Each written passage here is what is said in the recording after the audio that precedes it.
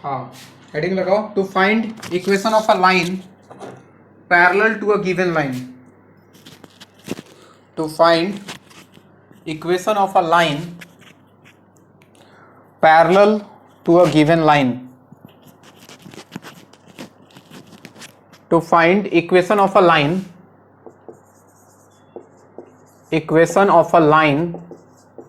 parallel to a given line। Equation of a line parallel to a given line. ध्यान दो board पे सब लोग। एक लाइन है, गिवन लाइन, इसका इक्वेशन दे दिया है। गिवन लाइन, गिवन मतलब इसका इक्वेशन गिवन है। Suppose ax plus B Y plus C equal to 0। आपको बोला कि इस लाइन के पैरेलल कोई लाइन है, इसके पैरेलल बिल्कुल, तो इसका इक्वेशन हमें निकालना है। तो इसका इक्वेशन क्या होगा, ध्यान से सुनना। दो लाइन पैरेलल तो हमें पता है क्या सेम होता है, स्लोप। इसका स्लोप कितना दिख रहा है तुमको, इसका स्लोप देखो माइनस बी बाई ए। कौन बोल रहा है बे, माइनस ए बाई बी। तो ये तो तय है कि अगर इसके पैरेलल है तो इसका स्लोप भी यही होगा। एक चीज तो कंफर्म है। अब slope minus A by B आने के लिए कब आएगा माइनस ए बाई बी, जब एक्स का कॉफिशिएंट ए हो, वाई का कॉफिशिएंट बी हो। तो इतना तो तय हो गया, इसके इक्वेशन में ए एक्स प्लस बी वाई तो आएगा ही आएगा। क्या मेरी बात समझ में आ रही है। A x plus B Y plus C equal to 0 का slope minus A by b. इसके पैरेलल कोई भी लाइन, एक नहीं हजारों लाखों जितना भी लाइन होगा, सब में ए एक्स प्लस बी वाई तो आएगा ही, क्योंकि स्लोप को इक्वल होना है। और एक कांस्टेंट वहां पे सी था, यहां पे कोई नया कांस्टेंट ले लो, lambda equal to 0। A x plus B y यानी कि एक्स और वाई को एज इट इज रखना है। एक्स और वाई के टर्म्स को एक कांस्टेंट अपनी मर्जी से जोड़ दो, इक्वल टू 0। ये कांस्टेंट निकालने के लिए कोई ना कोई कंडीशन बच्चों सवाल में दिया रहेगा, उसका यूज करेंगे, ये कांस्टेंट निकल जाएगा। यानी कि इसके पैरेलल जितना भी लाइन होगा उन सब का equation a x plus B Y plus lambda equal to 0। दूसरी बात, अगर परपेंडिकुलर लाइन होता तो equation of line perpendicular to given line, perpendicular to a given line. सुनिए, एक लाइन दिया फिर से, गिवन लाइन, इसका इक्वेशन दे दिया a x plus B Y plus C equal to 0, जिसका स्लोप है minus A by b. Board पे ध्यान। आपसे बोला कि इसके परपेंडिकुलर कोई लाइन है, बहुत सारे लाइन हो सकते हैं, तो इसके परपेंडिकुलर जो लाइन है इसका इक्वेशन हमें निकालना है। जरा बताओ इसका स्लोप क्या होता, बी बाई ए। क्या ये सबको दिखाई दे रहा है, इसका स्लोप बी बाई ए होता। इसके परपेंडिकुलर है तो रेसिप्रोकल लो इसका और एक माइनस लगा दो, तो बी बाई ए। अब बी बाई ए कब आएगा, इमेजिन करो, जब ए एक्स प्लस बी वाई होता है तो हम लिखते हैं माइनस ऑफ एक्स का कॉफिशिएंट डिवाइड बाई वाई का कॉफिशिएंट, जो भी हो। स्लोप होता है माइनस ऑफ एक्स का कॉफिशिएंट डिवाइड बाई वाई का कॉफिशिएंट। तो इसके इक्वेशन में कैसा टर्म रहा होगा, इमेजिन करो, पहले बी एक्स आया होगा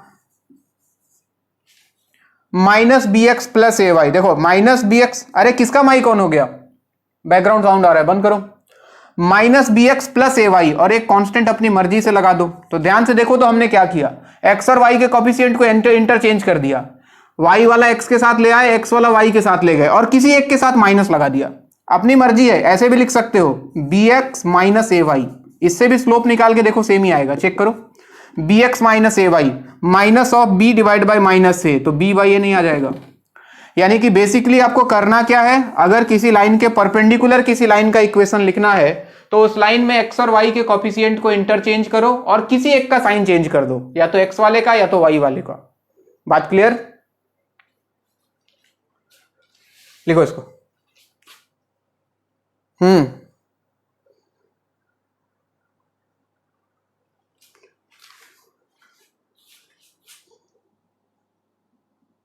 थोड़ा अपना मोबाइल को हिल डुल करो बच्चे, यहां से तो ठीक ही दिख रहा है, शायद हो सकता है तुम्हारा नेटवर्क इशू हो थोड़ा बहुत।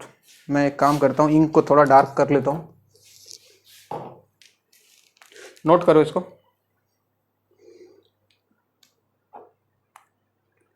तो अगर पैरेलल लाइन का इक्वेशन लिखना है तो एक्स और वाई के कॉफिशिएंट को सेम रखना है,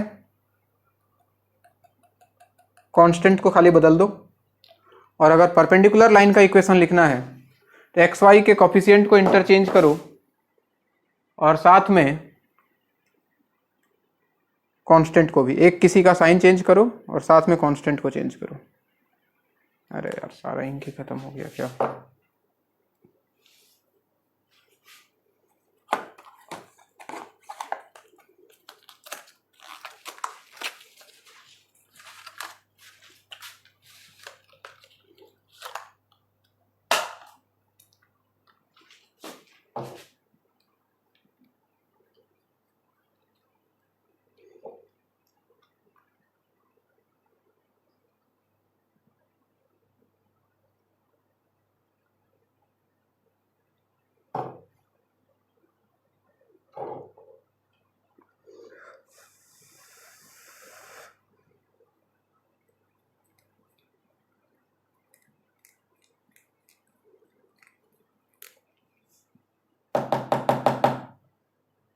और लेमडा जो दिख रहा है कांस्टेंट, उसको निकालने के लिए तो कोई ना कोई कंडीशन देगा, हम लोग उसको यूज करेंगे और वहां से लेमडा का वैल्यू निकल जाएगा।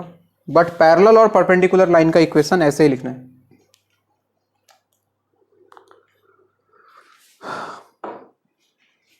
चलो एक सवाल बोलूं।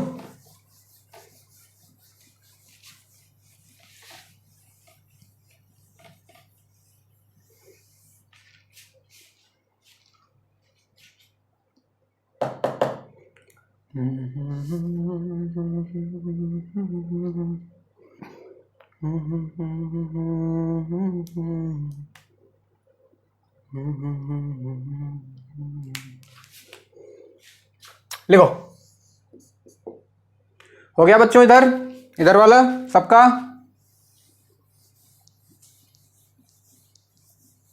लिखो, find the equation of a line, find the equation of a line which is parallel to the line 2x minus 3y plus 5 equal to 0, which is parallel to the line 2x minus 3y plus 5 equal to 0 and पहला part which passes through the point 1, 2। फिर से बोल रहा हूं, find equation of a line which is parallel to the line 2x minus 3y plus 5 equal to 0 and, अब इसके 3-4 part है, different different conditions दे रहा हूं। पहला कंडीशन है विच passes through the point 1, 2, which passes through the point 1, 2।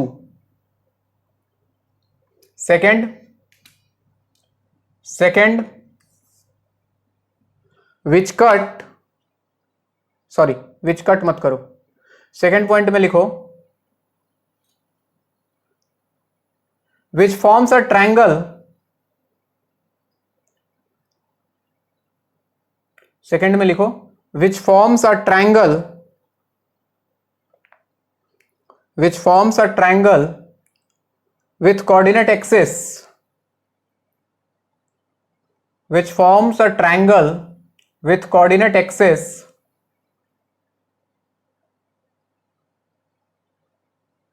नहीं, इसको काट दो, खाली यही करो, पहला पार्ट करो, कंडीशन सही नहीं बैठ रहा है।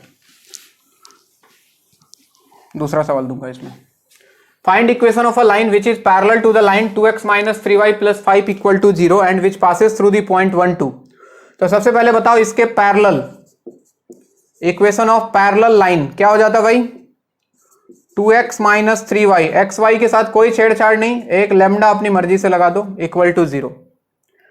अब ये लाइन इस पॉइंट से पास कर रहा है तो 1, 2 इसको सेटिस्फाई करवा दो, वहां से आपको लेमडा मिल जाएगा, x के जगह 1, y के जगह 2, तो 2 × 1 minus 3 × 2 plus lambda equal to 0।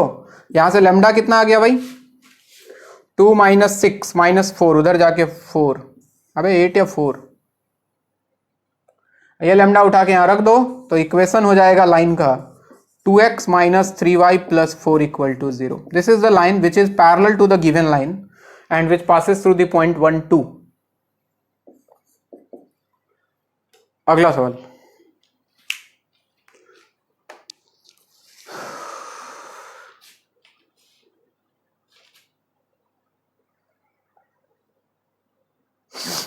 बोलूं,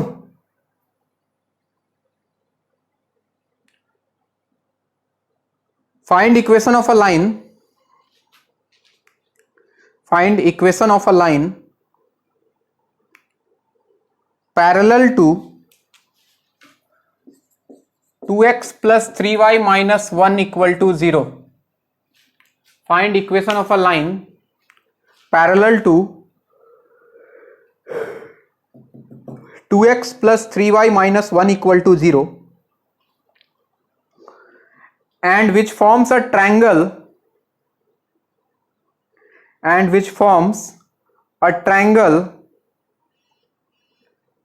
with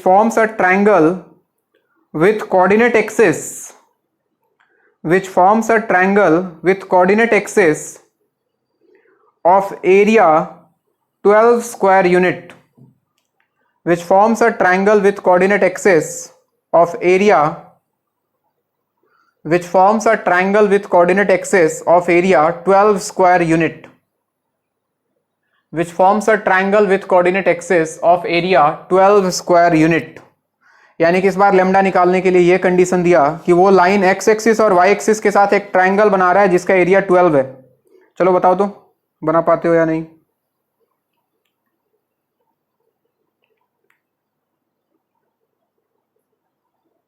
तुम लोगों की इस दुनिया में हर कदम पे इंसान गलत, मैं सही समझ के जो भी कहूं। हाँ जी, हो गया।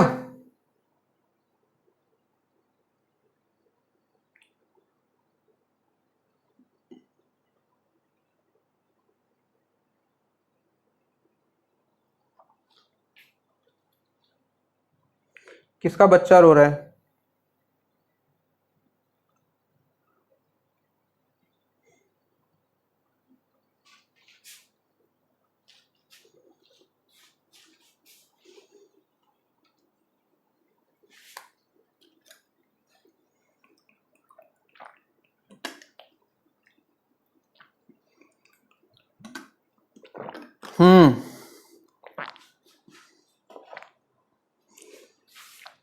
चलिए जी, इसके पैरेलल लाइन जो होगा सर वो होगा 2x plus 3y plus lambda equal to 0। ठीक, चलिए कंडीशन क्या दिया है कि ये जो लाइन है ये कोऑर्डिनेट एक्सिस के साथ, लाइन कैसा एग्जैक्टली छोड़ो हटाओ, तुम तो इंटरसेप्ट देख लो भाई। एक्स इंटरसेप्ट के लिए y0 पुट करो, y0 पुट करोगे तो माइनस लैम्डा बाई 2 एक्स का वैल्यू, माइनस माइनस छोड़ो मैग्नीट्यूड ले लो लैम्डा बाई 2, और एक बार x0 पुट करते हो तो y का वैल्यू लैम्डा बाई 3। तो बोला कि ये जो लाइन है वो कोऑर्डिनेट एक्सिस के साथ एक ट्रायंगल बना रहा है, ये ट्रायंगल जिसका एरिया दिया हुआ है 12। तो इसका एरिया क्या लिखता मैं, half into base into height, base हो गया लैम्डा बाई 2, हाइट हो गया lambda by 3, equal to area दिया हुआ है 12। ये 2 2 4 3 12 उधर गया तो lambda square equal to 12 into 12 144, और लैम्डा का वैल्यू आ गया बच्चों प्लस माइनस 12। और ये लैम्डा उठा के यहां रख दो तो लाइन का इक्वेशन आ जाएगा, एक आएगा 2x plus 3y plus 12 equal to 0, और एक आ जाएगा 2x plus 3y minus 12 equal to 0। बात समझ में आ रही है? यानी कि एक लाइन ऐसे भी हो सकता है और एक लाइन ऐसे भी हो सकता है, ऐसा दो लाइन पॉसिबल है। लेकिन दो लाइन कैसे हो सकता है उसके पैरेलल, सोचने वाली बात यह है, ऐसे नहीं होगा, नीचे नीचे नीचे बिल्कुल, ये समझ रहे हो बात को? तो ये एरिया भी 12 हो सकता है, ये एरिया भी 12 हो सकता है, ऐसा दो लाइन पॉसिबल है। अगला सवाल,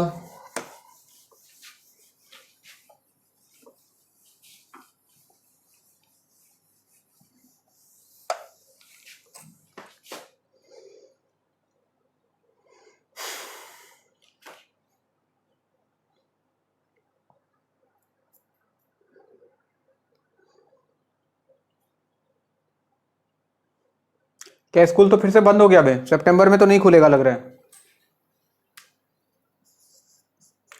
सितंबर में खुलेगा नहीं, अक्टूबर में दुर्गा पूजा दिवाली वगैरह आ जाएगा तो अक्टूबर गया,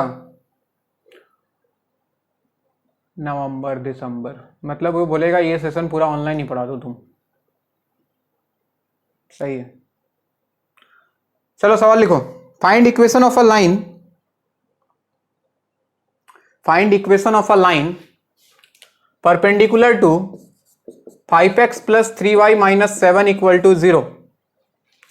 Find equation of a line perpendicular to 5x plus 3y minus 7 equal to 0 and which passes through the point minus 1, 3.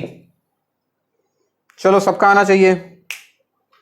Find equation of a line perpendicular to 5x plus 3y minus 7 equal to 0 and which passes through the point minus 1, 3. बताओ।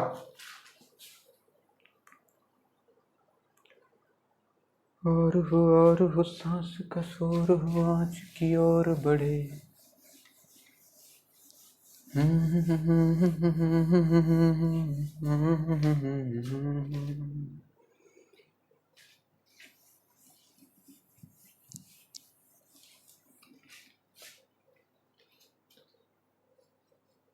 बहुत बढ़िया बच्चे, check करते हैं एक बार इसके perpendicular line. Perpendicular line मतलब x और y को इंटरचेंज, सबसे पहले कोफिशिएंट, तो 3x इधर 5y, किसी एक का साइन बदलना है, यहां लगा देते हैं माइनस और प्लस एक नया कांस्टेंट लेमडा 0, -1 3 से देख लेते हैं इसको सेटिस्फाई करेगा। x के जगह -1, y के जगह 3, तो ये हो गया -3 और -5 × 3 15 plus lambda equal to 0, lambda 18 आएगा बच्चे,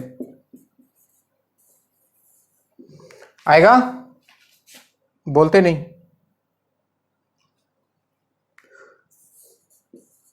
तो इक्वेशन हो गया 3x - 5y + 18 = 0।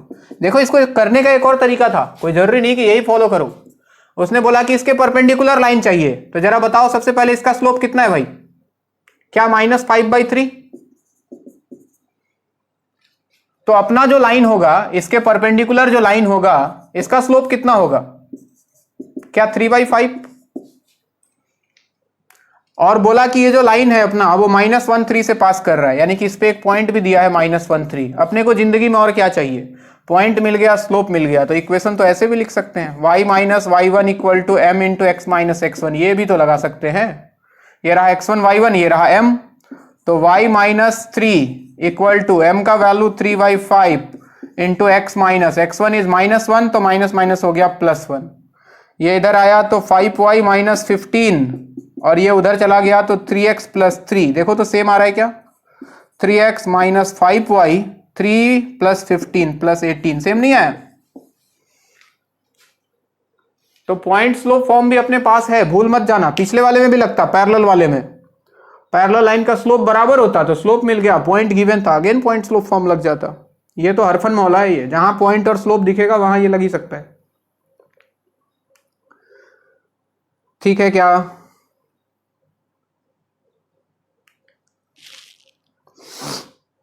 तुम लोग भी क्या याद करोगे?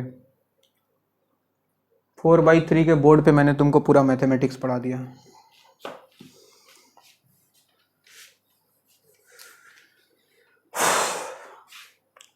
परपेंडिकुलर डिस्टेंस का फॉर्मूला याद है? पॉइंट का लाइन से परपेंडिकुलर डिस्टेंस कैसे निकालते थे?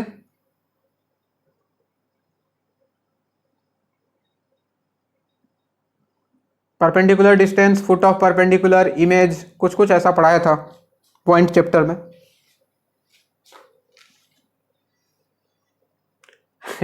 तुम परपेंडिकुलर फॉर्म बोल रहा है, मैं परपेंडिकुलर डिस्टेंस पूछ रहा हूं।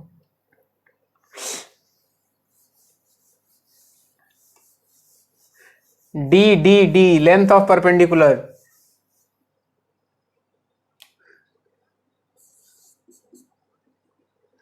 हाँ ऐसा ही कुछ, अभी तुमको याद आएगा। चलो एक लाइन दिया है,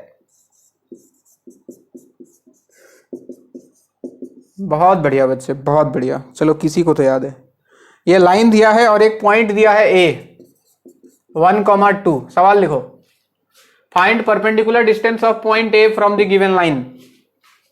याद दिला दूं मैं तुमको एक बार, तुम भूल चुके हो, बहुत लोग भूल चुके हैं।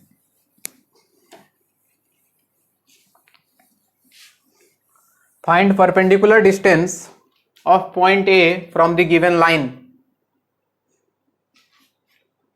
Perpendicular distance of point A from the given line, जिसको हम लोग लेंथ ऑफ परपेंडिकुलर बोला करते थे, ये डिस्टेंस याद करें, मॉड लिखते थे, ये पॉइंट उठा के इसमें पुट कर देते थे, x के जगह x कोऑर्डिनेट, y के जगह y कोऑर्डिनेट। याद आ रहा है थोड़ा थोड़ा? 3 into 1 plus 4 into 2 plus 3 divided by under root में लाइन में x का कॉफिशिएंट का स्क्वायर प्लस y का कॉफिशिएंट का स्क्वायर। याद आ गया? तो कितना हो गया ये? 3 plus 8 11 plus 3 14 divided by 9 plus 16 25 का रूट 5, यानी कि 14/5। याद आ गया भाइयों? फुट ऑफ परपेंडिकुलर और इमेज भी निकालते थे, याद है? अभी नहीं निकालना है, लेकिन एक बार जाके थोड़ा रिवाइज कर लेना। अभी तो मैं कुछ और पूछने वाला हूं, ये तो बीच में आया इसलिए याद दिला दिया। जब कभी परपेंडिकुलर डिस्टेंस पूछे किसी पॉइंट का किसी लाइन से, या शॉर्टेस्ट डिस्टेंस पूछे, दोनों सेम ही चीज है। ये परपेंडिकुलर डिस्टेंस भी होता है और शॉर्टेस्ट डिस्टेंस भी होता है पॉइंट का। इससे छोटा डिस्टेंस इस लाइन से पॉसिबल नहीं है। तो परपेंडिकुलर डिस्टेंस बोल सकता है या फिर शॉर्टेस्ट डिस्टेंस बोल सकता है। मेरा सवाल वो नहीं है, पहले इसको लिख लो फिर सवाल बोलूं मैं।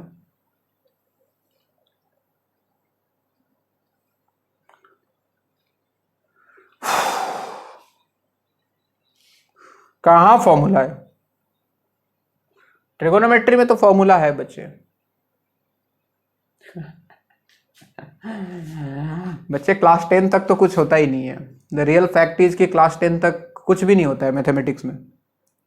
क्लास 10 के बाद अचानक से मिलता है समुंदर, और उस समुंदर में डूब के मर जाने को जी करता है कभी कभी, है ना? लेकिन क्या रहता है? Shark.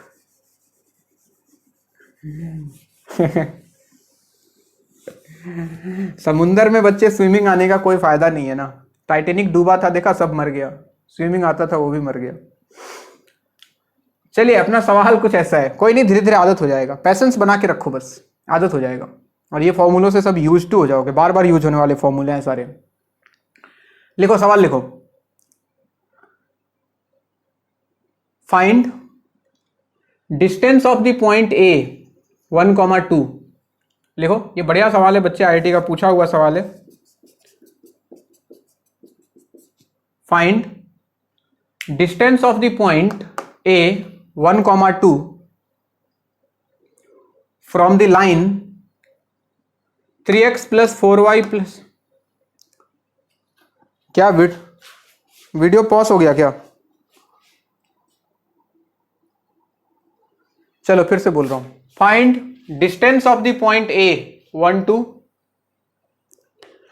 Find distance of the point A 1,2 from the line 3x + 4y + 3 = 0।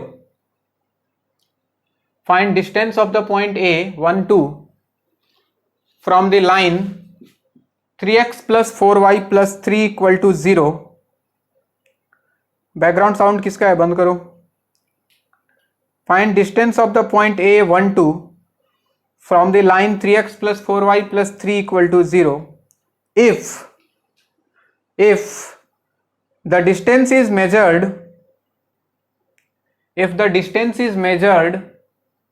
parallel to the line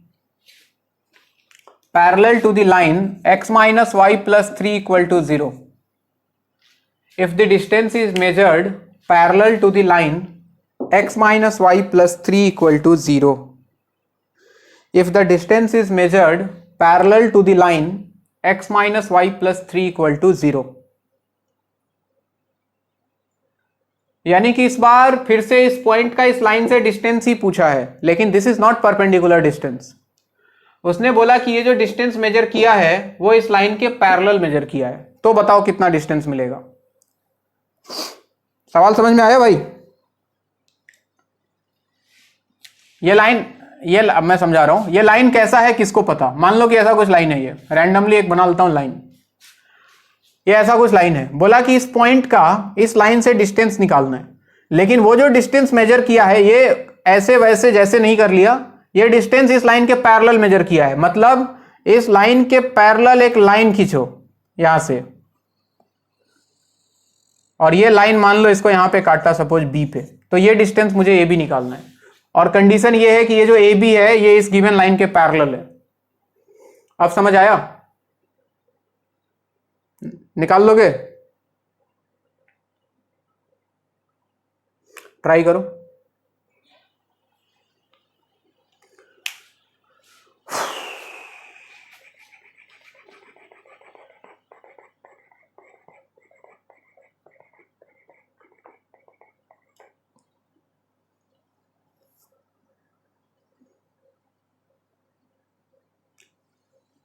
मेरी बेबसी का बयान है, बस चल रहा ना इस घड़ी।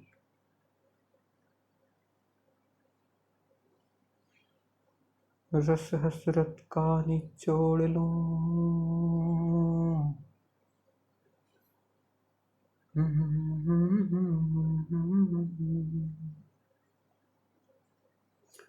किसी का आंसर आए तो बताओ।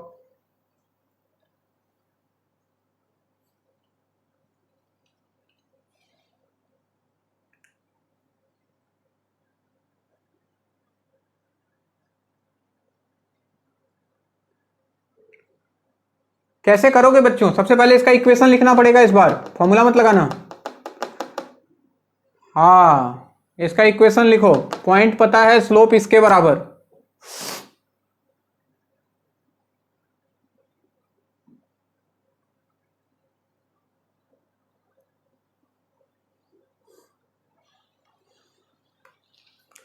और स्ट्रेट लाइन का असाइनमेंट सॉल्व करते रहना तुम लोग, असाइनमेंट एनसीईआरटी जो भी करना हो।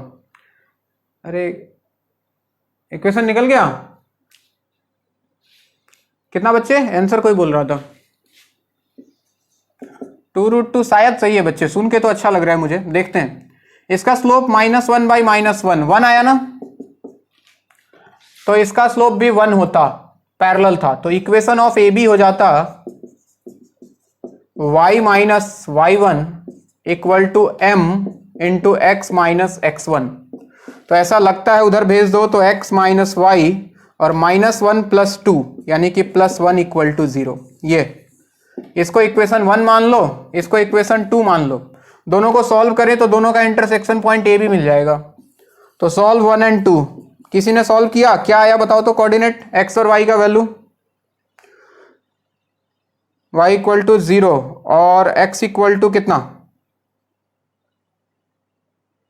-1, 0 और -1, यही आ रहा है क्या? बोलते नहीं। इसको 4 से मल्टीप्लाई करो तो 4/4y शहीद हो जाएगा, ये हो जाएगा 7x 7 हाँ सही है बच्चे, बहुत बढ़िया। तो b का कोऑर्डिनेट मिल गया -1 0 सर। बस अब तो डिस्टेंस फॉर्मूला लगाओ, खुश रहो। ए बी का वैल्यू आ जाता अंडर रूट में x1 माइनस x2, तो 1 माइनस माइनस +1, 2 का स्क्वायर 4 और 2 माइनस 0 अगेन 2 का स्क्वायर 4 4 4 हो गया 8 8 मतलब 2√2। बहुत बढ़िया, जिसका आंसर आया था बहुत सही। This is answer.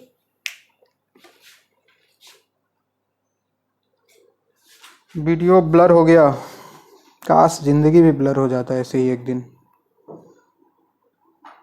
देखो तो ठीक हुआ क्या?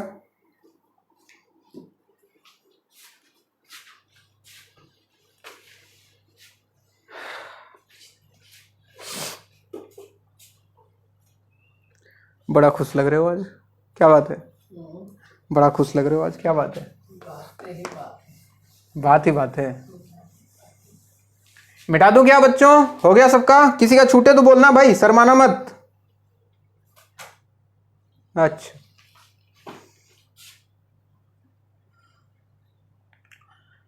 अरे एक लड़की थी, क्या नाम था? एक लड़की थी ना 11th में, क्या नाम था जिसने डाउट भेजा था? डाउट बन गया तुम्हारा? क्या नाम था तुम्हारा? लगता है क्लास से ही गायब है।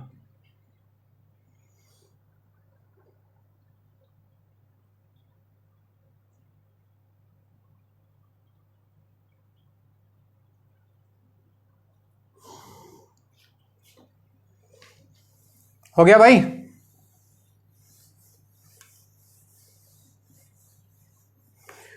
चलो हेडिंग लगाओ, distance between parallel lines. Distance between parallel lines.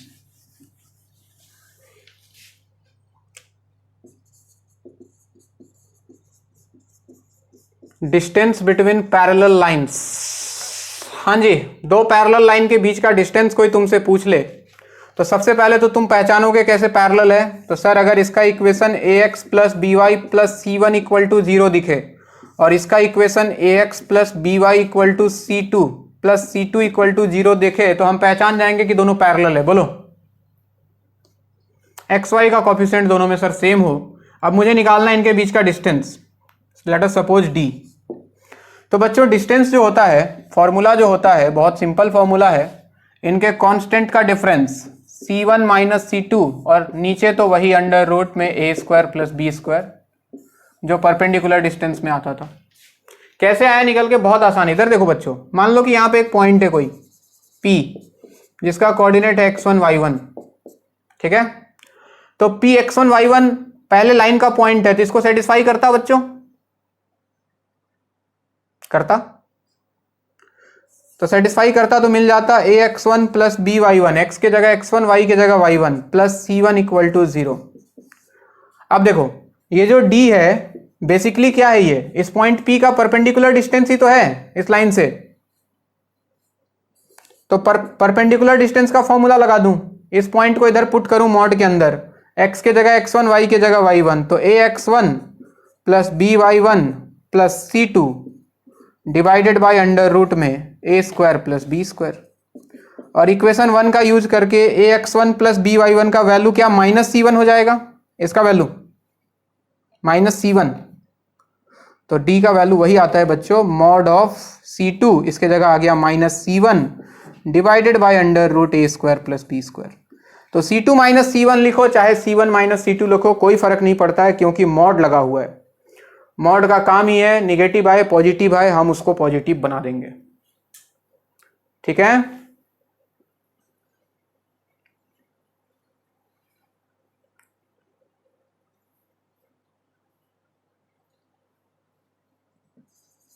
नाम क्या है तुम्हारा?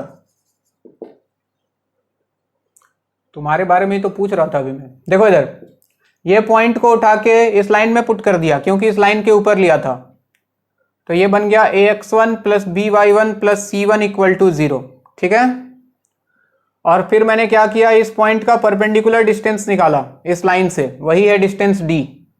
तो इसका यहां से परपेंडिकुलर डिस्टेंस का फॉर्मूला लगा दिया, कितना ax1 plus B Y one plus सी टू का mod divided by under root A square plus B square.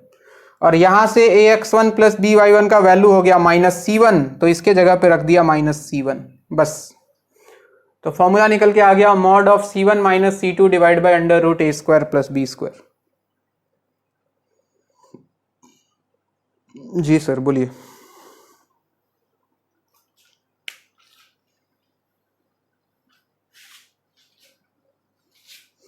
अरे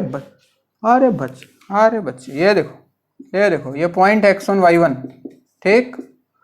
ये लाइन है ax plus B Y plus C equal to zero. ये जो लाइन है परपेंडिकुलर डिस्टेंस वाला, क्या ये इसके परपेंडिकुलर है? इसका स्लोप कितना माइनस ए बाई बी। इसका स्लोप कितना, क्या बी बाई ए हो जाता? बोलते नहीं। इसका स्लोप पता है और इस पे एक पॉइंट पता है, तो क्या इसका इक्वेशन निकाल सकते हैं? इसका इक्वेशन निकल गया तो इसके साथ सॉल्व करके क्या ये पॉइंट निकाल सकते हैं? बस डिस्टेंस आ गया। चलो देखो इधर सवाल देखो, सब लोग बोर्ड पे। हो गया ना? बाप रे क्या काउंट करके टाइम मांगता है सब, 30 सेकेंड 20 सेकेंड।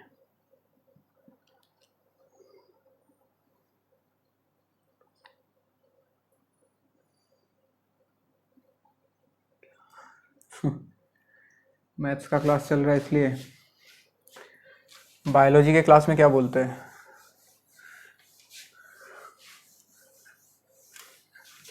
बायोलॉजी क्लास में बहुत मजा आता होगा तुम लोग को, नहीं? बायोलॉजी क्लास तुम लोग करता है क्या?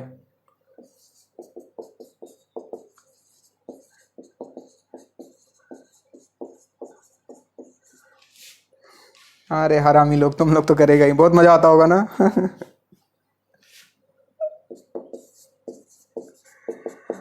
3x plus 4y plus 20 equal to 0 and 3x plus 4y plus 5 equal to 0। चलो इनके बीच का डिस्टेंस बताओ। बायोलॉजी मैं पढ़ाता तो बहुत इंटरेस्टिंग होता सर।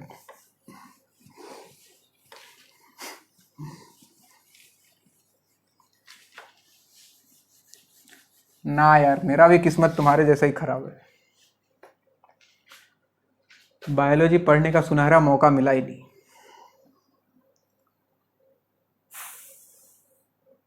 हाँ क्या?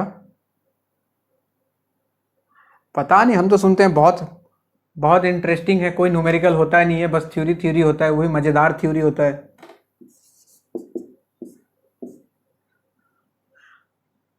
हाँ, वर्ड्स कॉम्प्लिकेटेड होते हैं। देखो C1 माइनस C2, तो 20 minus 5 divided by under root A square plus B square, 9 plus 16, तो ऐसा लगता है ऊपर 15 और नीचे 5, ये आ गया 3। नेक्स्ट,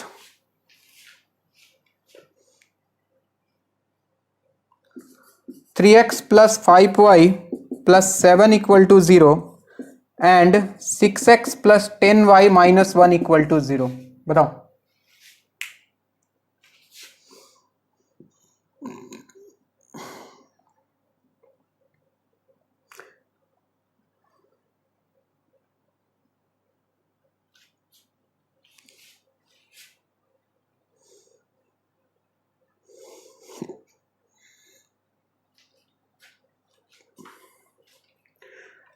फॉर्मूला लगाने से पहले किस बात का ख्याल रखना है?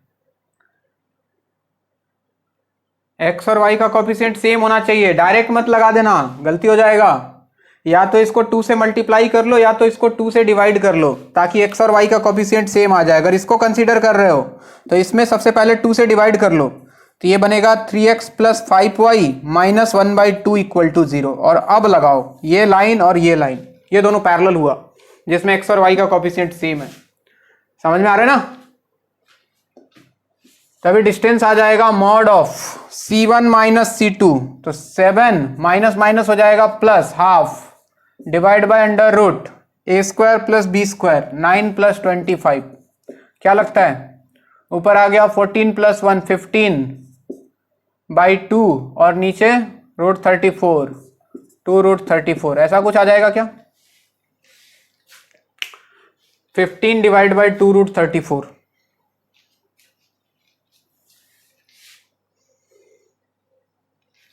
तो दो लाइन पैरेलल लाइन को सबसे पहले एक्स और वाई के कोफिशिएंट को सेम बना लेना, उसके बाद निकालना। नेक्स्ट लिखो पोजीशन ऑफ अ पॉइंट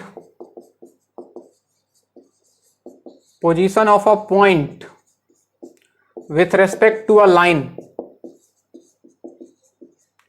एक पॉइंट का पोजीशन पता करना है हमें एक लाइन के रेस्पेक्ट में, कि वो पॉइंट कहां है।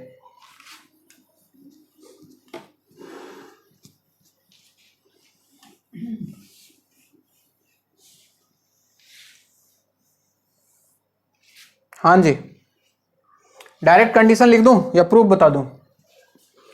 प्रूफ बता देता हूं, तुम लोग मानोगे नहीं डायरेक्ट लिख दिया तो।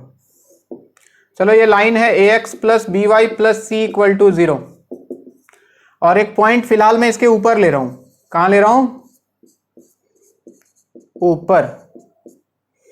तो फिलहाल तो दिख रहा है कि हाँ इसके ऊपर है, लेकिन अगर नहीं दिखता तो कैसे पता करते कि ये ऊपर है? देखिए, यहां से एक परपेंडिकुलर डाला एक्स एक्सिस पे, सबकी निगाहें बोर्ड पे, एक परपेंडिकुलर डाला एक्स एक्सिस पे, ठीक। इस पॉइंट का कोऑर्डिनेट क्या होता बच्चों? अच्छा, इस पॉइंट का कोऑर्डिनेट क्या होता है? इस पॉइंट का, अगर ये x1 y1 है तो x कोऑर्डिनेट तो सेम ही रहता, y कोऑर्डिनेट कितना हो जाता? 0। बोलते नहीं। इस पॉइंट का कोऑर्डिनेट कितना होता है? इस पॉइंट का कोऑर्डिनेट, क्या x कोऑर्डिनेट अभी भी x1 ही होता? y कोऑर्डिनेट पता नहीं, let us assume y coordinate is y, नहीं पता क्या है, अच्छा, क्या ये पॉइंट लाइन का है? x1y सेटिस्फाई करेगा, करवा दो सेटिस्फाई। x के जगह x1, y के जगह y, तो ये बन जाता ax1 plus B Y plus C equal to 0। यहां से y का वैल्यू निकालो जरा, तो बी वाई इक्वल टू, बाकी को उधर भेजूं तो minus ax1 minus c, so y का वैल्यू आ जाता बच्चों minus ax1 minus c divided by b. मानते हो बात? अब ये जो पॉइंट था P, ये लाइन के ऊपर था, as P is above the line, above the line, line के ऊपर था, तो यहां से यहां तक तो y1 है, ये पूरा y1 है, और यहां से यहां तक y है।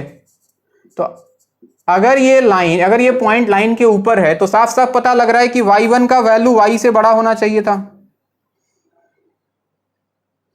यानी कि y1 का वैल्यू ग्रेटर देन, y का वैल्यू था बच्चों minus ax1 minus c divided by b, इससे बड़ा होना चाहिए था। बोलो ना, इसको ले आओ, इसको ले आओ एलएचएस में। एलएचएस में अगर ले आए तो उधर माइनस है, इधर आके प्लस बन जाएगा, तो y plus ax1 plus c divided by b greater than 0। LCM ले लूं, एलसीएम ले लूं तो कितना, अच्छा y1 था ना ये, y1, तो ये बन जाता by1 plus ax1 plus c divided by b greater than 0। तो कुल मिला के क्या मिला, रिजल्ट तो बहुत सिंपल मिला, ax1 plus by1 plus c divided by b greater than 0। क्या हुआ सर? कुछ नहीं हुआ, लाइन के इक्वेशन में ये पॉइंट को पुट कर दिया, x के जगह x1, y के जगह y1, y के कोफिशिएंट से डिवाइड कर दिया। अगर पॉजिटिव आ गया तो point is above the line, point is above the line, और अगर यही चीज निगेटिव आ जाता बच्चों, तो ax1 plus by1 plus c divide by b less than 0, तो उल्टा, point is below the line. तो अपने को ये कहानी कुछ याद रखने की जरूरत नहीं है, पॉइंट को उठा के लाइन में पुट कर देना, जो भी पॉइंट दे, जो भी लाइन दे रख देना, और y के कोफिशिएंट से डिवाइड कर देना। अगर पॉजिटिव आ जाए तो लाइन के ऊपर, निगेटिव आ जाए तो लाइन के नीचे, इतनी सी बात है, नोट करें।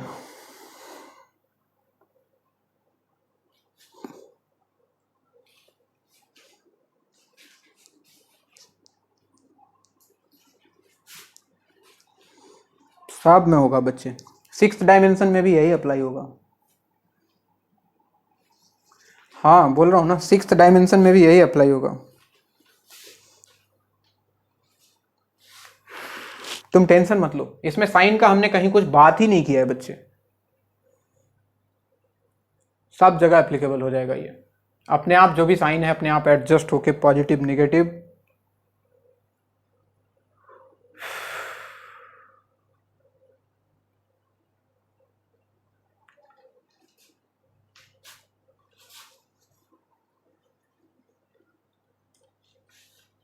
गो गो गो कोरोना।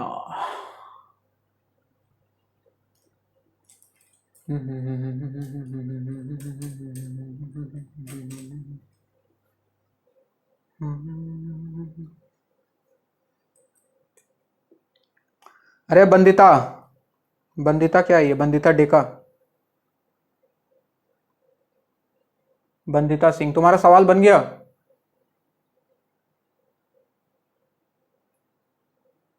ठीक, टाइम लगा था लेकिन बन गया ना, ठीक।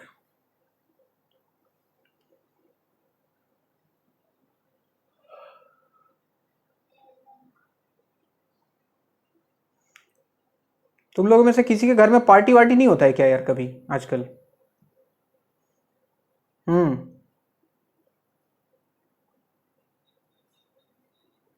तुम लोग कभी पार्टी वार्टी, मुझे इनवाइट ही नहीं करता है, बड़ा हरामी स्टूडेंट है सब मेरा जितना है।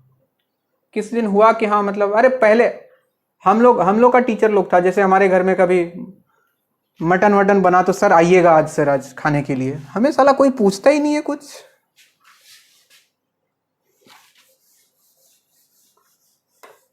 शर्म नहीं आता है बोलते हुए? टीचर को देना चाहिए, टीचर को देना चाहिए, खिलाना पिलाना चाहिए। टीचर है भाई, बढ़िया से पढ़ाएगा, खिला पिला के खुश रखो इसको।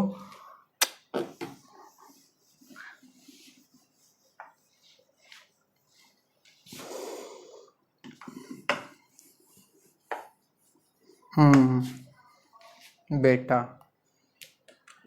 चलो भाई, एक लाइन ले लिया मैंने, 2x minus 3y plus 5 equal to 0।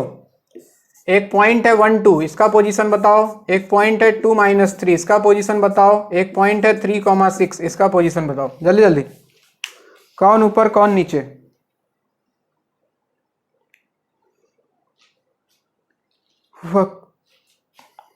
देखो ये अम्मी मम्मी करने लगी।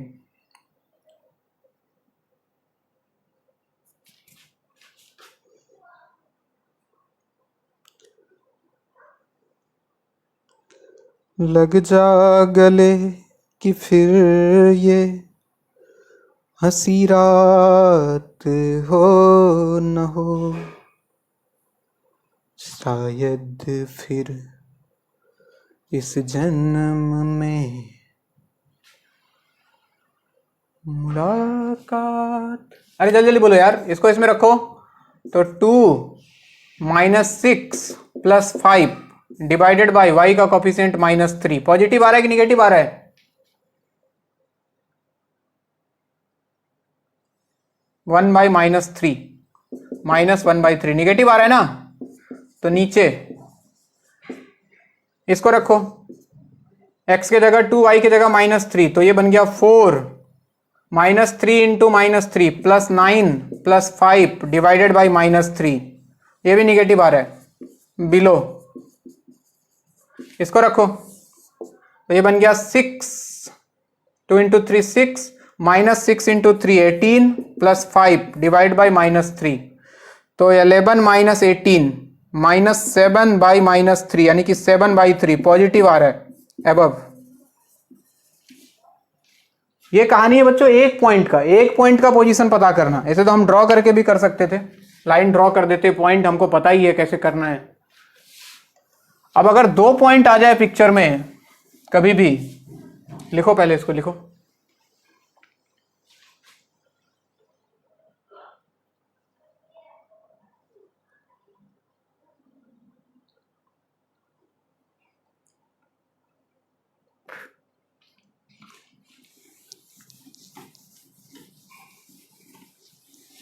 बोलना है?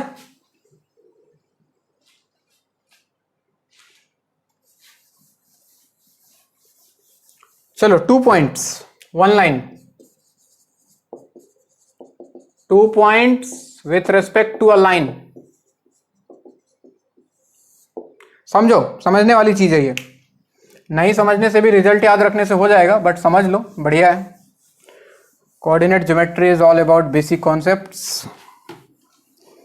अगर 2 पॉइंट और एक लाइन दिया हो, जैसे एक लाइन है और 2 पॉइंट दे दिया, तो बेसिकली वो पूछता है कि वो दोनों पॉइंट लाइन के एक ही तरफ है या एक इधर है दूसरा इधर है। ये सवाल पूछता है वो, कि जो 2 पॉइंट है वो दोनों लाइन के एक ही तरफ लाई कर रहा है या फिर दोनों अपोजिट साइड में है।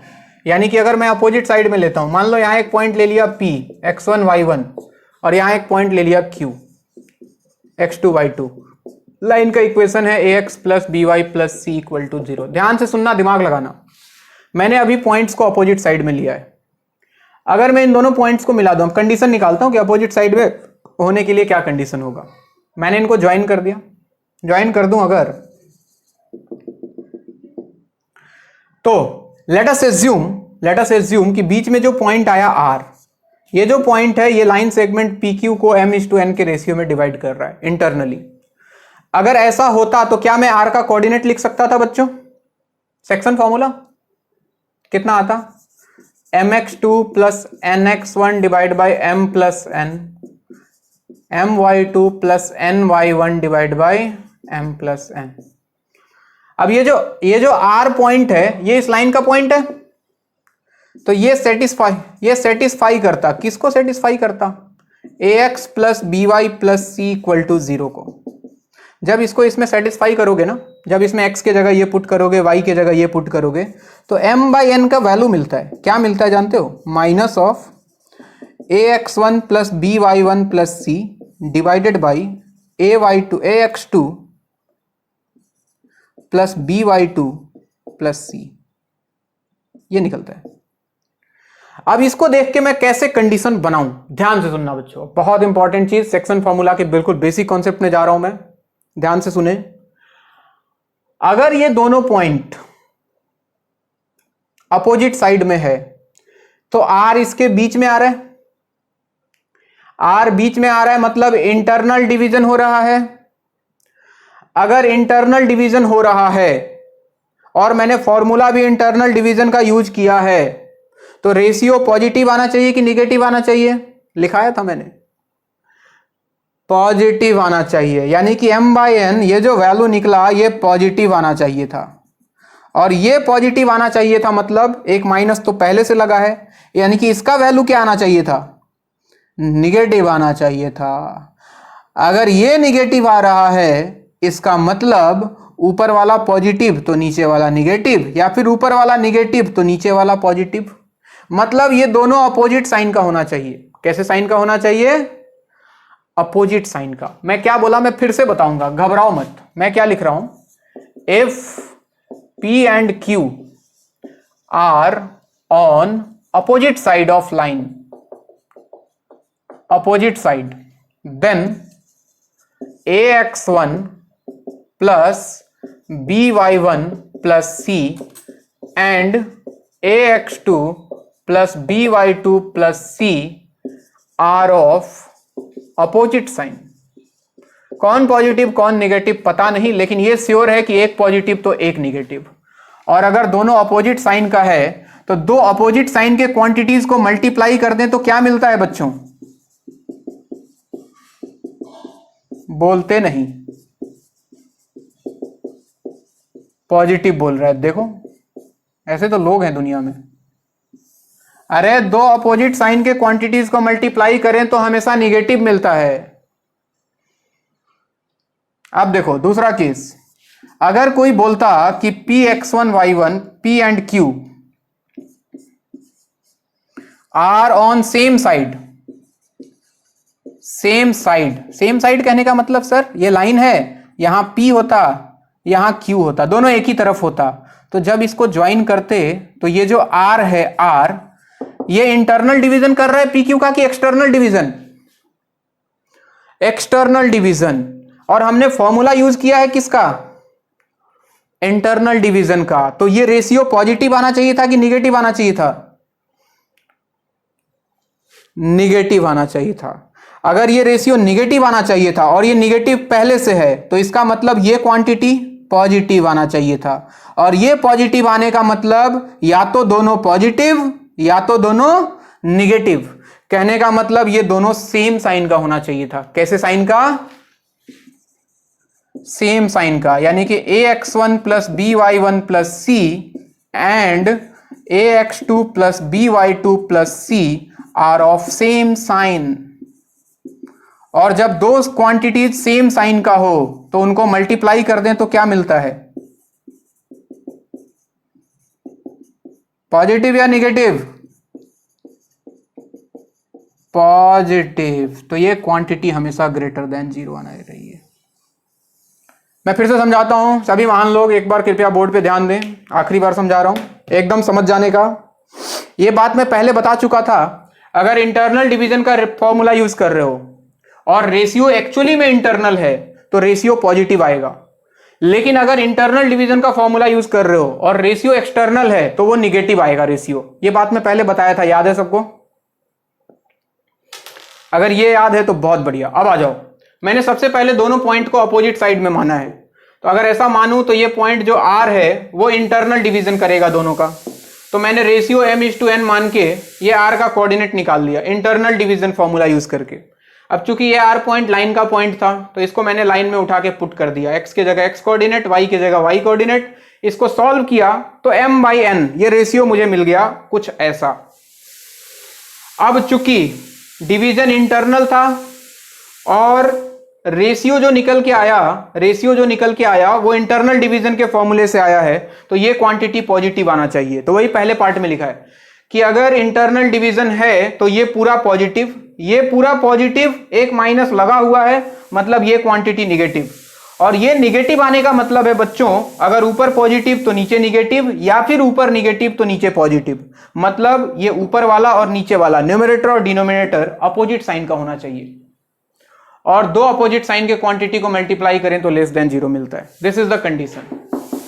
सेम अगर दोनों पॉइंट एक ही साइड में होता लाइन के, तो ये पॉइंट R जो है बच्चों, ये इनको एक्सटर्नली डिवाइड कर रहा होता, लेकिन R तो मैंने निकाला था इंटरनल डिवीजन का यूज करके, यानी कि जो रेशियो निकल के आया था वो एक्चुअली में निगेटिव आना चाहिए था। ये निगेटिव आने के लिए एक माइनस पहले से था, मतलब इसको भी माइनस आना चाहिए था। गड़बड़ बोल दिया क्या?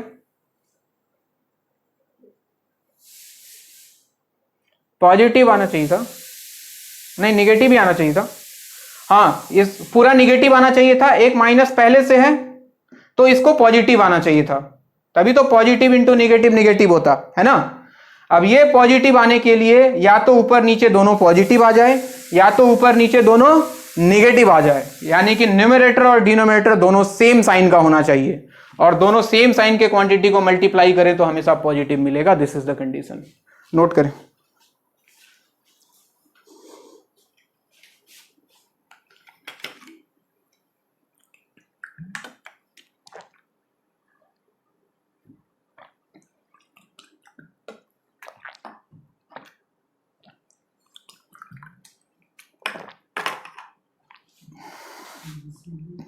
अरमान ज्वाइन किया कि नहीं रे?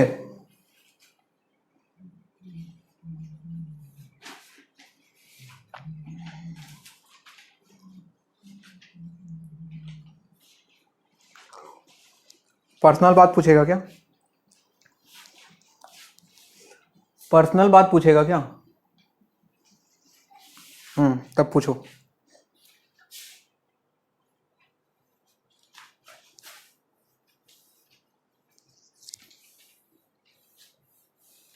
हमने नया कंडीशन बना लिया बच्चे, इसको यूज करना ज्यादा आसान होगा कंपैरिजन विद दिस। समझ रहे हो?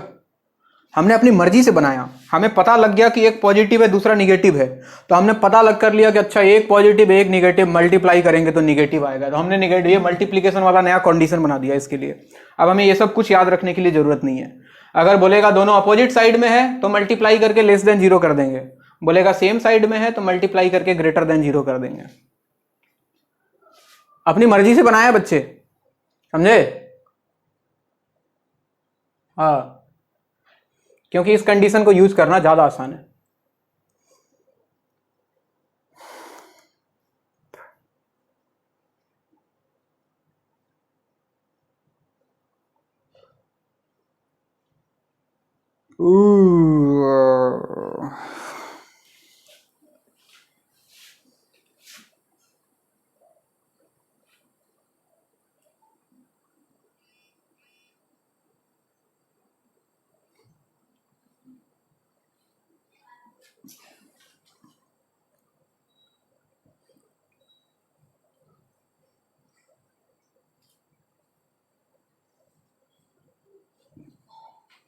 हो गया?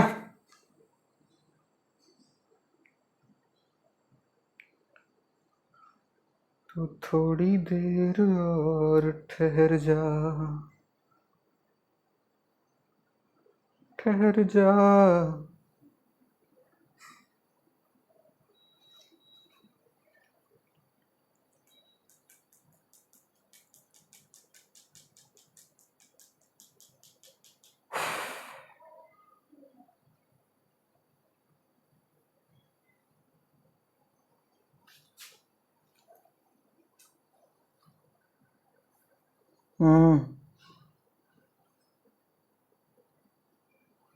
क्या?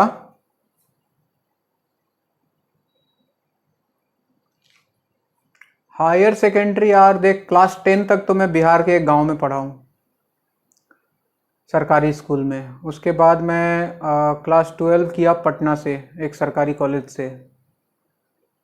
उसके बाद बीटेक किया NIT सिलचर से, तुम्हारे पास में ही है, मैकेनिकल। हाँ, हायर सेकेंडरी पटना से किया था। 2009 में मैं आसाम आ गया था। 2009 से 2013 एनआईटी में रहा और 2013 से मैं गुवाहाटी में हूँ मैथमेटिक्स पढ़ाते हुए, मैथमेटिक्स और फिजिक्स। हाँ क्या बच्चे? कैंपस में कैटलिस्ट तो मैंने इस साल ज्वाइन किया है बच्चे। इसके पहले मैं सबसे पहले इम्पैक्ट में था। इम्पैक्ट का नाम सुने हो तुम लोग? गुवाहाटी में एक कोचिंग था पहले इम्पैक्ट। अभी जो एटम है ना, एटम नाम सुना है? हाँ, उनका पहले इम्पैक्ट था गुवाहाटी में, सबसे पहला कोचिंग वहाँ पे था 1 साल। उसके बाद चला गया मैं कॉन्सेप्ट सुना है? 2 साल कॉन्सेप्ट में रहा। उसके बाद मैं चला गया पोटेंशियल सुना है? 1 डेढ़ साल वहाँ पे रहा। उसके बाद मैंने अपना कोचिंग स्टार्ट कर दिया। ड्रीम सुना है? ड्रीम, हाँ, तो ड्रीम मैंने स्टार्ट किया था बच्चे। तो 2 साल ड्रीम चलाया। ड्रीम अभी मैं छोड़ के आ गया, फिर राकेश सर के साथ आ गया इस साल से। तो मेरा कहानी बहुत लंबा है, किसी दिन फुर्सत में सुनाएंगे, बहुत लंबा टाइम चाहिए। चलिए, उसके पहले एक सवाल करते हैं हम लोग। लिखो, if the points 1 2 and a, 2a, if the points 1 2 and a 2a lies on the opposite side of the line, हाँ, if the points 1 2 and a 2a lies, lies, lies on the opposite side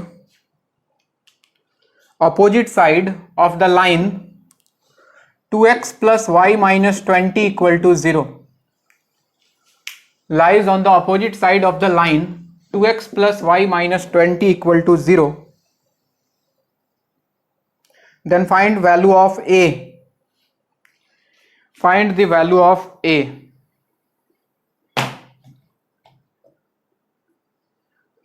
मैं गुवाहाटी में इतने साल से रहा हूँ ना, गुवाहाटी के एक एक गली को जानता हूँ मैं। एक एक कोचिंग में रख के पढ़ा लिया, एक एक गली में रह लिया, इतने सारे स्टूडेंट को पढ़ा लिया। मैथ फिजिक्स कभी कभी सोचता हूँ जवानी मेरा पढ़ाने में ख़त्म हो गया, पता है।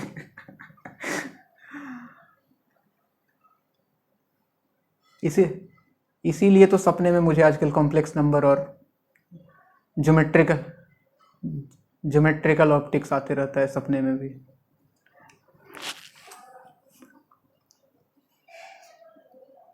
हाँ यार, ये भी अपने आप में एक कहानी है, मज़ेदार कहानी। वही तो बोला ना, कहानी बहुत लंबा है मेरे जीवन का, तो कभी फुर्सत में मिलेंगे तो सुनाएंगे। चलो, बोल रहा है 1 2 a 2a। ड्रीम में देखना, उसके पोस्टर में अभी भी लिखा होगा CEO CK सर।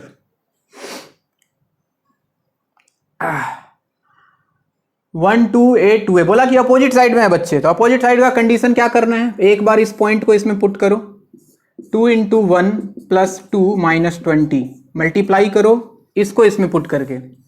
x के जगह a, y के जगह 2a, तो 2 × a + 2a - 20, और अपोजिट साइड में है तो क्या बच्चे? Less than 0।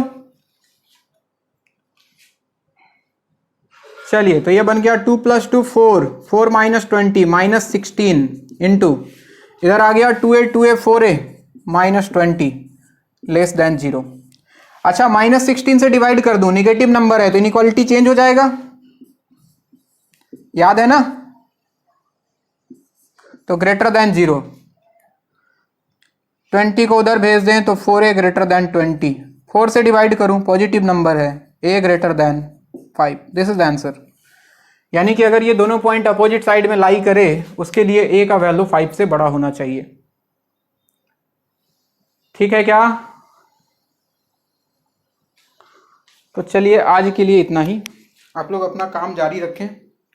NCERT तो ख़त्म कर सकते हो आप, असाइनमेंट में जितना चाहे कर सकते हो, जितना हो रहा है।